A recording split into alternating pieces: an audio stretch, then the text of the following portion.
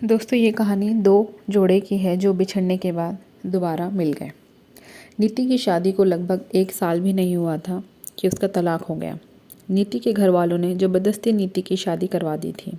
शादी के कुछ 3 महीने बाद ही उसके पति का व्यवहार बदल गया। वो नीति से हमेशा झगड़ा करता था। उसका पति एक कंपनी में काम करता था और रोज़ शाम को देरी से आने लगा क्योंकि ऑफिस के बाद वो दारू पीने के लिए रुक जाता था। घर आकर वो नीति से हर छोटी छोटी बात पर बहस करता, उसे खरी खोटी सुनाता। वो नीति को ये भी बोल देता था, चली जा तू यहाँ से, मुझे तेरी कोई ज़रूरत नहीं है, बहुत मिल जाएंगी तेरे जैसी। नीति उसका ये व्यवहार चुपचाप सहती रही। उसने अपने घर वालों को भी इस बारे में कुछ नहीं बताया। वह अपने घर वालों से नाराज़ थी। उन्होंने ज़बरदस्ती उसकी शादी जो करवाई थी। नीति राजेश से प्यार करती थी और जब ये बात नीति के घर वालों को पता चला तो उन्होंने ज़बरदस्ती उसकी शादी करा दी। दोस्तों यहाँ जो नीति है उसकी शादी करा दी गई थी ज़बरदस्ती उसकी फैमिली ने। और उसका जो हस्बैंड था वो बिल्कुल अच्छा नहीं था, उससे लड़ाई झगड़ा करता था। नीति किसी और शख्स से प्यार करती थी। राजेश उस वक्त कुछ नहीं कर पाया क्योंकि नीति के पिताजी ने राकेश के खिलाफ़ कंप्लेंट करा दी थी कि वो नीति को परेशान करता है और इसी कारण वो कुछ दिनों के लिए जेल में भी था। इसके बारे में नीति को कुछ नहीं पता था। नीति अपनी शादीशुदा ज़िंदगी से बहुत परेशान थी। कुछ महीने ऐसा ही चलता रहा।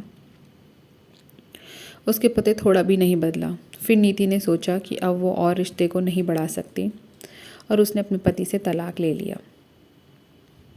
तलाक के बाद नीति ने अपने मम्मी पापा को सब कुछ बता दिया और उन्होंने नीति को बहुत डांटा कि ऐसे कोई तलाक लेता है, किसी छोटी बात पे तलाक नहीं लेते।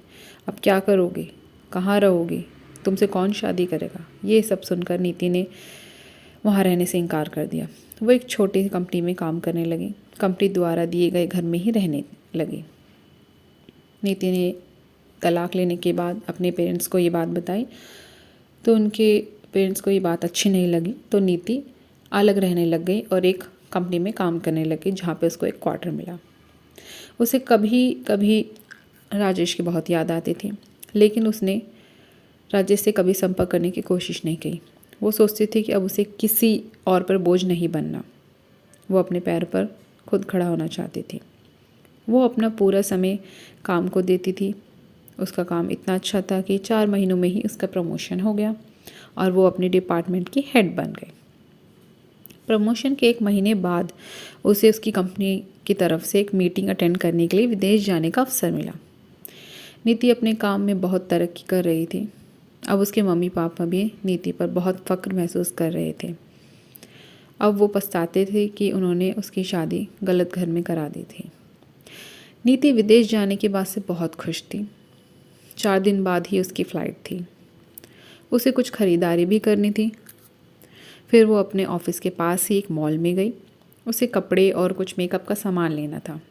वो मॉल में घूम रही थी, कपड़े देख रही थी। तभी किसी ने पीछे से उसके कंधे पर हाथ रखा। वो पीछे मुड़ी देखने के लिए तो उसे दिखा कि राजेश है। उसे विश्वास नहीं हुआ अपनी आंखों पर। नीति उसे देखती रह गई। उसे समझ नहीं आया कि वो राजेश से क्या बात करे। राजेश नीति को देखकर बहुत खुश हुआ। दोनों के आंखों में आंसू के साथ खुशी भी थी। राजेश ने पूछा, तुम यहाँ अपने पति के साथ हो क्या? नीति उससे नज़रें चुरा रही थी। बोली, नहीं। राजेश ने पूछा, कैसी हो? नीति उससे बात नहीं करना चाहती थी।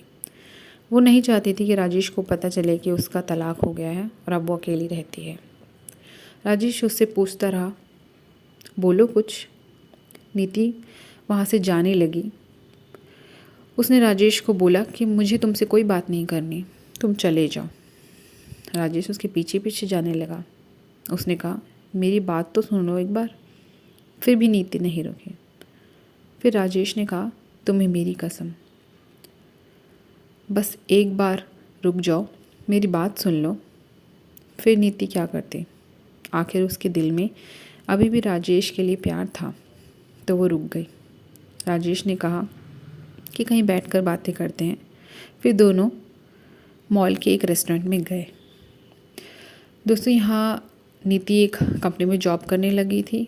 उसको प्रमोशन भी मिला था और उसको एक विदेश में मीटिंग करने के लिए भी जाना था। तो इसी सिलसिले में वो अपने शॉपिंग के लिए गई, जहाँ उसको राजेश टकराया, उससे मुलाकात हुई। राजेश ने उससे पूछा, कैसी हो? वो बोली, ठीक हूँ। राजेश ने उसके पति के बारे में पूछा, वो कैसा है, तुम्हारा ध्यान रखता है ना? नीति चुप थी। राजेश ने बोला, क्या हुआ, तुम चुप क्यों हो, बोलो, तुम्हें कोई परेशानी तो नहीं है ना? नीति बोली, मेरा तलाक हो गया है। राजेश को ये सुनते ही एक उम्मीद की किरण दिखने लगी। उसने पूछा, कब और क्यों? नीति ने उसे सब बताया। राजेश ने बोला, फिर अब तुम अकेले क्यों रहती हो? तुम अपने मम्मी पापा के पास क्यों नहीं गई, या मुझे क्यों संपर्क करने की कोशिश नहीं की? नीति बोली, तुम अगर मुझसे प्यार ही करते तो जब मेरी शादी हुई तब क्यों नहीं आए मुझे लेने? कहाँ थे तुम? उस वक्त मैं बिल्कुल अकेली हो गई थी और मजबूरन मुझे शादी करनी पड़ी। राजेश ने पूछा, क्या तुम्हारे पापा ने नहीं बताया कि उन्होंने मुझ पे पुलिस केस कर दिया था? मैं जेल में था कुछ महीने। ये सुनते ही नीति चौंक गई। उसने कहा कि मुझे इसके बारे में कुछ नहीं पता। राजेश ने उसे पूरी बात बताई। नीति बोली, मैं माफ़ी मांगती हूँ तुमसे अपने पिताजी की तरफ से। राजेश ने कहा, अब वो बात को जाने दो, भूल चुका हूँ, बस अभी की बात करेंगे। राजेश ने बिना देर किए उससे पूछ लिया, क्या अब तुम मुझसे शादी करोगी? नीति बोली, क्या तुमने अभी तक शादी नहीं की? राजेश ने कहा, नहीं, मैं अभी अपने करियर पर ध्यान दे रहा हूँ और यह कुछ काम से ही आया था। राजेश ने फिर पूछा कि मुझसे शादी करोगी? नीति बोली, अभी 2 दिन में मैं अपनी कंपनी की तरफ से विदेश जा रही हूँ एक मीटिंग के लिए। उधर से लौटकर इसके बारे में बात करते हैं। अविनाश ने कहा, पहले ही बहुत इंतज़ार किया है, अब और इंतज़ार नहीं होता, लेकिन फिर भी जैसे तुम कहोगे वैसे ही करेंगे। दोनों ने अपने नंबर दिए एक दूसरे को और घर गए। राजेश उसे रोज़ फ़ोन करता, उसका हालचाल पूछता रहता था। 1 सप्ताह बाद नीति अपनी मीटिंग ख़त्म करके लौट आई थी। राजेश उसे मिलने के लिए बोल रहा था, लेकिन नीति अपने ऑफिस में बहुत व्यस्त रहती थी। उसने कहा कि हम रविवार को मिलेंगे। फिर वो दोनों रविवार को उसी मॉल में मिले। राजेश ने पहले उसे मीटिंग और काम के बारे में पूछा कि सब ठीक चल रहा है ना? नीति ने कहा, हाँ, सब ठीक है। फिर राजेश ने उससे शादी का पूछा। तुमने कहा था कि आके बताऊंगी शादी करोगे या नहीं, तो क्या सोचा है तुमने, बोलो। नीति तो राजेश से प्यार करती ही थी और अब उसने मौका मिला था अपने प्यार के साथ पूरी ज़िंदगी बिताने का। उसने राजेश को हाँ कर दी शादी के लिए। दोनों बहुत खुश थे।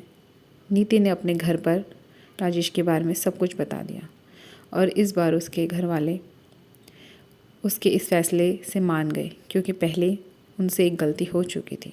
अब वो फिर से अपनी बेटी की तकलीफ़ नहीं देखना चाहते थे। 1 महीने बाद उनके परिवार ने उन दोनों की शादी करवा दी। अब राजेश ने अपना खुद का एक बिज़नेस स्टार्ट किया था, तो अब नीति उसके साथ उसके बिज़नेस में हाथ बटा रही थी और वो दोनों खुशी खुशी हमेशा के लिए एक साथ हो गए। तो दोस्तों, कहते हैं कि अगर सच्चा प्यार होता है ना, तो अगर भगवान की कृपा रहे तो हमें वो भी मिल जाता है। हाँ, कुछ केसों में होता है कि ऐसा नहीं हो पाता है, लेकिन जैसे कि राजेश और नीति के केस में हुआ कि वो बिछड़े और फिर मिल गए। शायद उनके नसीब में था कि वो दोनों दोबारा मिले। Thank you.